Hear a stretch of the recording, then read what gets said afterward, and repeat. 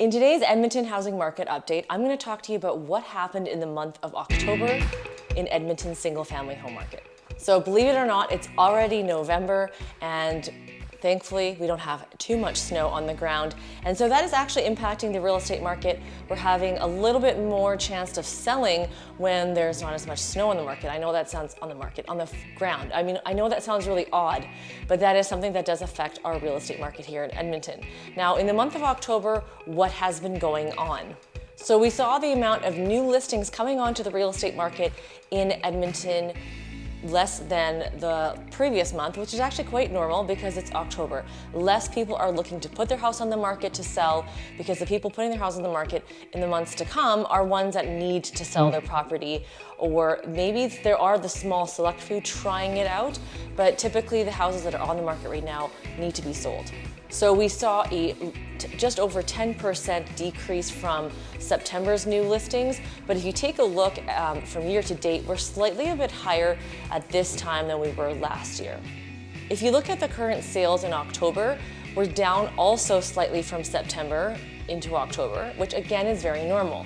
I mentioned in videos prior that typically in Edmonton we see the sales and the new listings continue to drop starting about August, September, October, November, December, all the way until about January, February, then we start to see the increase in not only listings coming on the market, but also in sales. Now, does that mean nothing is selling and no one's buying anything? That's not true at all. There are still houses that are selling. There are still buyers finding homes to buy. Obviously, sales happen all year round.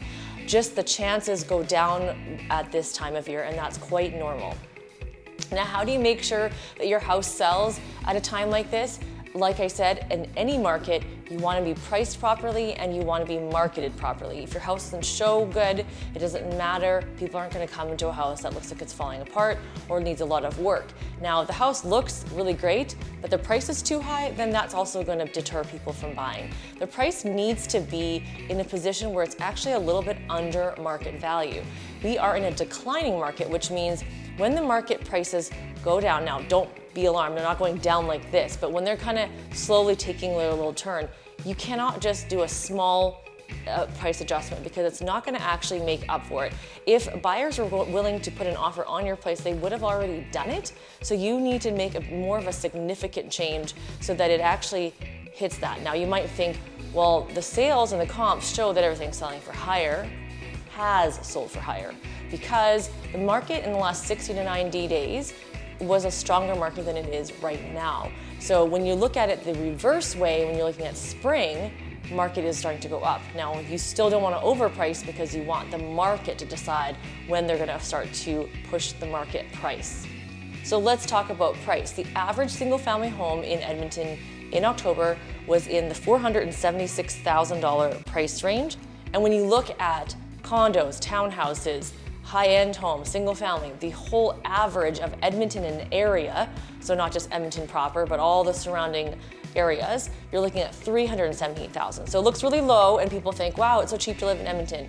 That is everything taken into account average. If you look at just the single family home, not condos and all that kind of stuff in Edmonton and area, you're looking at $476,000, which is more on par in terms of a two-story home, or maybe you're looking at a bungalow that has a bit of renovations.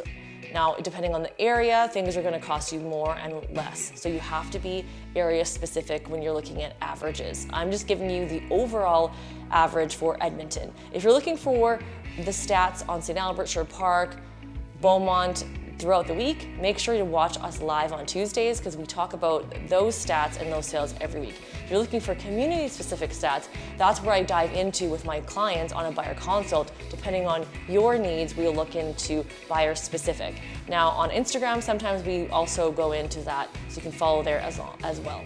So what is the highest price that has sold in Edmonton in October? So I think you might be interested to know that for the single family home, the highest price point was just over $2 million. So there are definitely still high rollers being sold here in Edmonton, but the average of what is selling is of course between the $350,000 to $450,000 price range, and then it's a bell curve to go down. Now, in terms of days on market, how long are things taking to sell on average? Now, just because this is the days on market doesn't mean the minute you put your house on the market, that's what it's gonna sell for, that's how long it's gonna take. This is just the average based on sales. So for detached homes, we went from 45 last year average days to 41 days at this time this year. Now, that's not a huge significant difference. 4 days is not a big deal.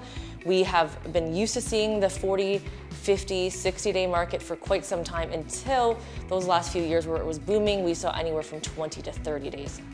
So if you take a look at the overall inventory that's on the market right now, so everything, not just single family, we're looking at 4,428 properties in Edmonton. Now, there's also going to be in that number apartments and single family. Single family is in around the 2,400, I believe, 2,800. If you take a look on our Tuesday market stats, you'll see. So it makes up basically half of the inventory that's on there. It is pretty low in terms of how much is out there. However, it is still possible to find your dream home, because whether you have 5 million properties or 50 properties, I believe there's always your perfect home, because we just got to figure out what that is and then figure out what is there. Because at the end of the day, your $1 million home will never sell for $500,000, right? Your $500,000 house will never sell for $350,000. So we got to figure out what do things in Edmonton actually cost. In Edmonton, if you're looking to move here, if you have a budget of $500,000, you're going to be probably pretty comfortable in terms of your options. Now, I say probably because everyone has different expectations and standards of what they want. Maybe 500 is too much, and maybe 500 is too little.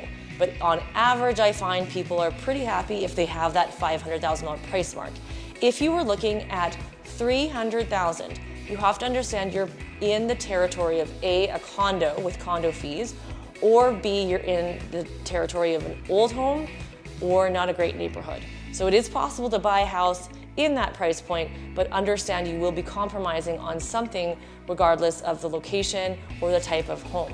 If you're looking at $1 million home and you're coming in from Toronto thinking, this is amazing how much house you can get for your money, please be aware that if you're just trying out to live in Edmonton, that you don't necessarily want to buy a $1 million house, because if you were to sell it, those take a lot longer to sell. If you're looking at testing the market, either A, rent, or B, buy a house between the $450,000 to $550,000 price range, and then you'll be more than happy with what you get for your money. But also, if you have to sell it, you'll be able to sell it a lot quicker, and you'll actually be getting a little bit of equity. Now, that being said, you want to be living in the house here in Edmonton at least 5 years to gain that equity. Our equity doesn't just come within 1 or 2 years or 10 minutes. So make sure you take a look at all the factors when you're looking and thinking about moving to Edmonton.